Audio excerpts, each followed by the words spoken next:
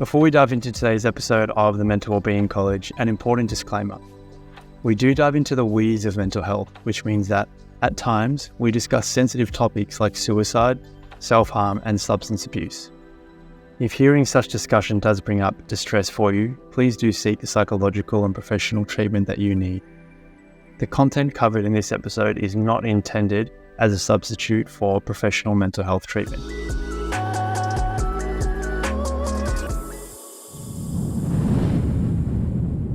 So when we think of someone with an eating disorder or a body image disorder, or someone who is dieting in a really restrictive manner or exercising really excessively at the cost of their mental health, often the image that comes to mind is that of a young, thin woman with anorexia.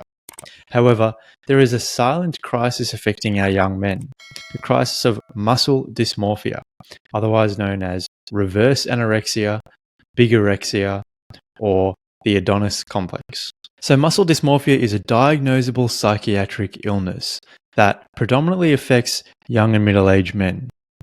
Instead of in anorexia where the preoccupation and the chase becomes about the thin ideal, in muscle dysmorphia, the preoccupation becomes the muscular ideal and looking big. So like any mental illness, there are specific criteria that you have to meet in order to be diagnosed with muscle dysmorphia. And this criteria is what we find in the DSM, which is the psychiatric Bible, if you like, or the 800 plus page handbook of all mental illnesses.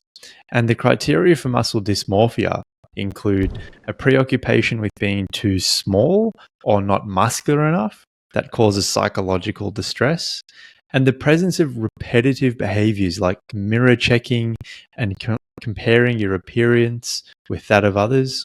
So to give you an idea as to what muscle dysmorphia looks like, people with muscle dysmorphia are often training really rigorously in the gym 5, 6, 7 days a week. They're dieting strictly. They'll be wearing baggy clothing, sometimes things like track pants, even on hot days, to cover up their smallness or their perceived lack of muscularity. In other words, their muscularity or perceived lack of muscularity defines who they are as a person. And this is something that I fell victim to as a young man. I remember when I was 15, I worked a little summer job in someone's garage, sorting out greeting cards into different categories and placing them in boxes. You know, birthdays, Father's Day, Christmas Day, Mother's Day, condolences, funeral cards, etc. And with this summer job, my brother and I pulled our money together, saved up and bought a home gym setup, initially just some dumbbells, then a bench press, then a barbell. And what started out as a really kind of healthy hobby and pursuit soon became really obsessive. And my identity, in fact, revolved around getting big. At 16 years old, I would wake up in the middle of the night to slam egg whites. I'd have protein shakes at little lunch and lunch at school, training religiously, wearing tight shirts if I felt big and strong and muscular, or conversely baggy clothing if I hadn't trained in a few days because I was sick or for whatever reason. And again, my identity, my mood just revolved and shifted around how big or muscular I perceived myself to be at 16 years old. And the unfortunate reality is that this seems to be growing amongst young men, adolescents, teenagers, young men in their 20s. And maybe having a think about some of these symptoms, you can think of someone you know who actually has some of these symptoms and this disordered body image, or maybe even yourself. So why is muscle dysmorphia on the rise? Well, part of the rise of muscle dysmorphia is the constant bombardment in the media of what the ideal physique is for young men. If you think about really popular, well-known characters in movies and TV shows, people in things like Captain America, Bruce Wayne and Batman, Superman, James Bond, you've got Bachelor and Love Island. All of these stars and characters have 6 or more abs, broad shoulders, thick arms. And then you've also got the rise of fitness influencers and bodybuilders who can be a really healthy influence for young men. But again, often the comparison from a young man sitting watching this is the the body that I need to aspire to. And this constant bombardment from social media, from actual mainstream media, sends the message that this is the quote unquote ideal physique that I need. However, these days, the influences are actually starting much, much younger, in boys as young as 5 and 6 years old. So a couple of really interesting studies by Baghurst and co-authors and Harrison Pope and co-authors, what they did was they measured the arm, the chest, the thigh, the forearm size of action figures like Spider-Man, Superman, G.I. Joe, Hulk, Star Wars figures over the years. So they took figures from the 70s, 80s, 90s, and what they found was that over time, you see the girth, the size, the circumference of different parts of the body is actually increasing and increasing. And these are toys that young boys age 5 and 6 play with. And again, this sends the message to these young boys that a healthy body is 6 abs, it's these massive arms and broad shoulders like these action figures have, because these are the earliest influences that a young boy will have as to what a healthy and ideal quote unquote physique and body looks like.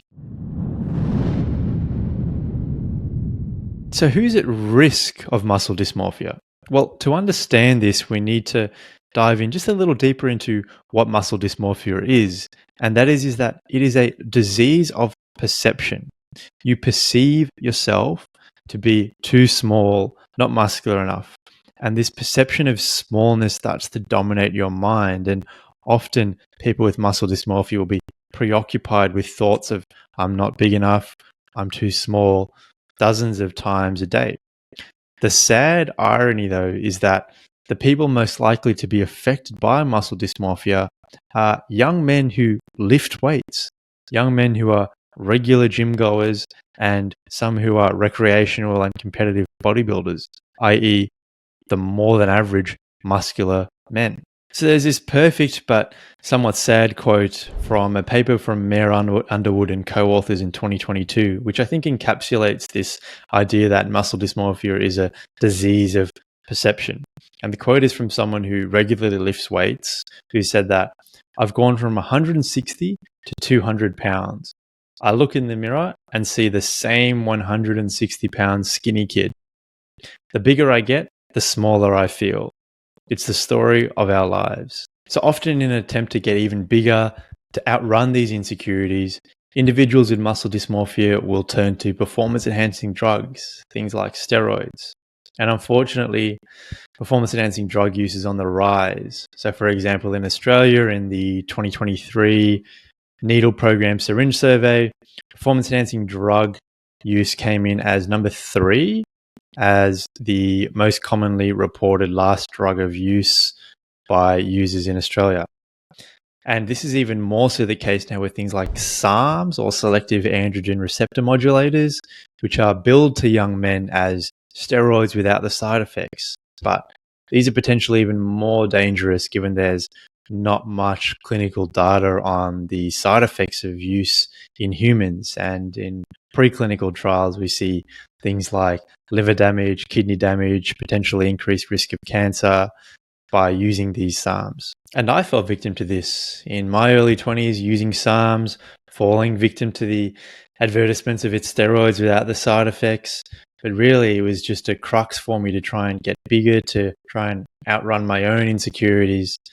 But the inevitable fact is that I was just on the treadmill. No bigness was enough, because really it was to cover for and mask for a low sense of security and low self-esteem, which is what we see a lot in terms of prevalence in people with muscle dysmorphia, is that rates of low self-esteem are typically much higher.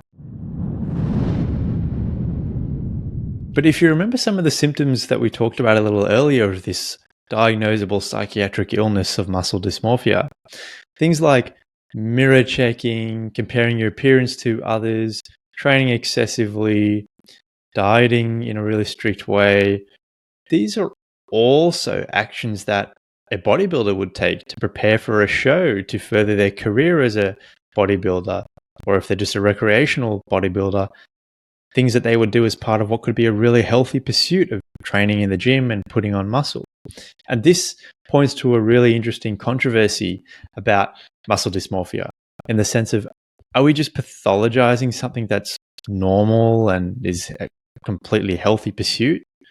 It wouldn't be the first time that psychiatry has overstepped its boundaries and pathologized a normal human behavior or way of being, in the sense that, for example, homosexuality was a mental illness diagnosable in the same psychiatric Bible, the DSM, up until the mid-70s. So is this a disorder, or is this just someone who is very dedicated to their craft? So, for example, I was reading a article from the Washington Post on muscle dysmorphia, and there was a comment at the bottom from one of the readers, which I think really summed up this controversy really well. And this particular reader said, "God forbid our sons pump some iron.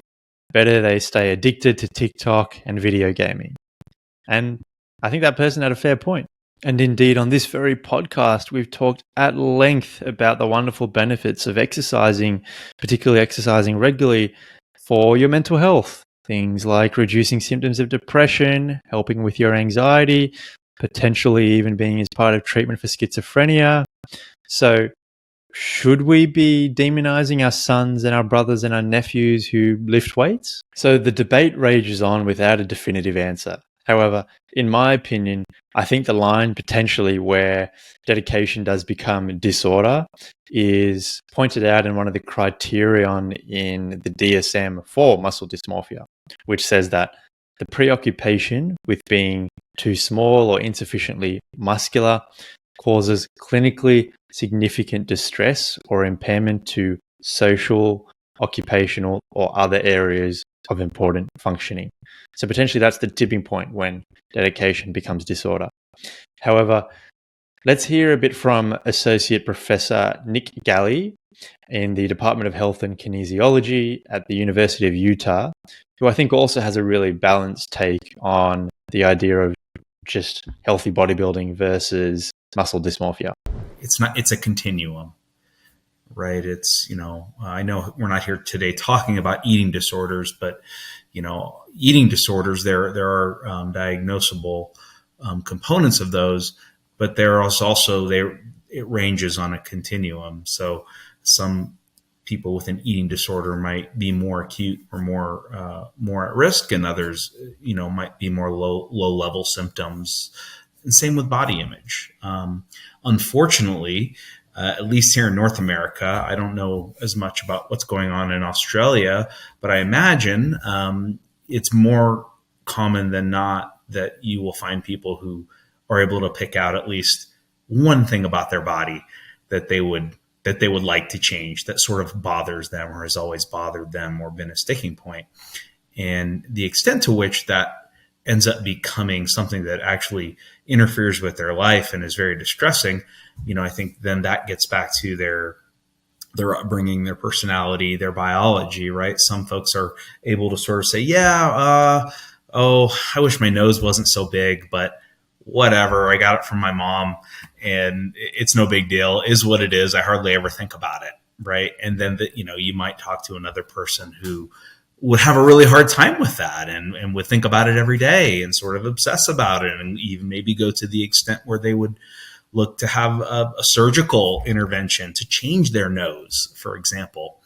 So you're looking at people who tend to be overly preoccupied, and you're going to be able to tell this by how they talk about themselves, how much they seem to connect their worth as a person to what's going on with their body.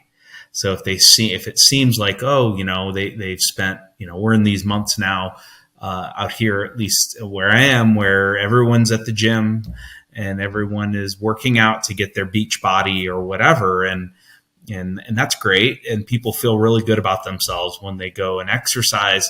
But if, their mood seems to, drastically alter because, hey, I see like I've got a little bit more definition, or, I can kind of make out, there's an outline, on my arm, and I've lost a little bit of, the part that's sagging, and that seems to really dictate how good they feel about themselves disproportionately. And the reverse could be true too, that like, oh, I'm seeing this, or I haven't been able to go to the gym for a week. And so they just they're on this constant treadmill of they just can't,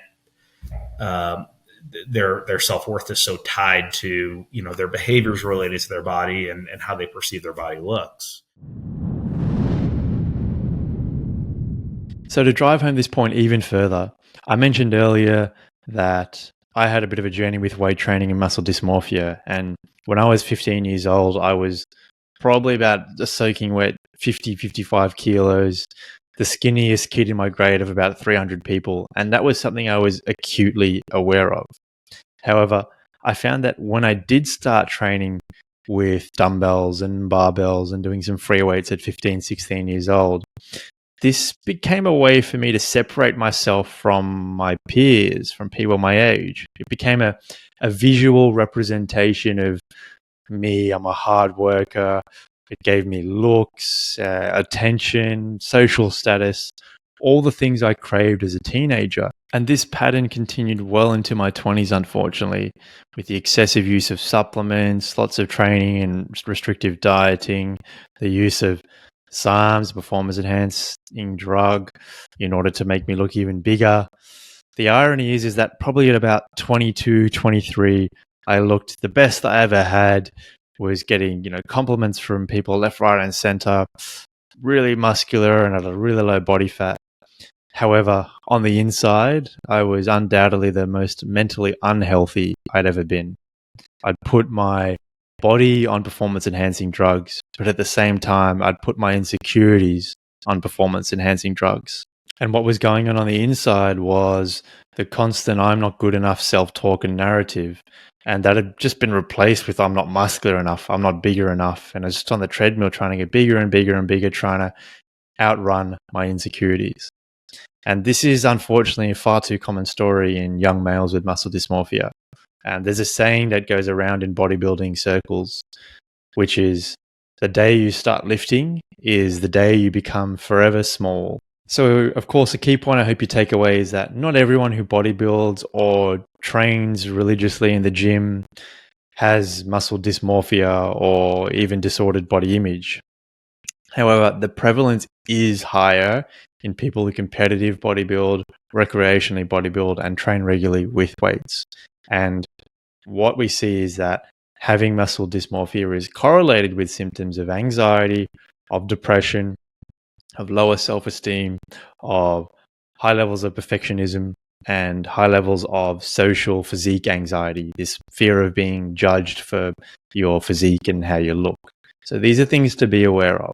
So if you do notice some of these symptoms in yourself, if you notice big fluctuations in your mental health based on how your training's going or how big or small you feel you are, if you feel your identity is exclusively wrapped up in your physique, maybe it is a sign you need to make some changes. And whilst research on muscle dysmorphia treatment is very new, getting professional help from a psychologist to engage in something like cognitive behavior therapy might be a really good first step. Or else, maybe it's time that you step back from your training just a little bit to a more balanced and healthy way for you. Or you taper down on some of the influences in your life that promote these unhealthy body image ideals, whether it's your use of social media or your following of bodybuilders or fitness influencers.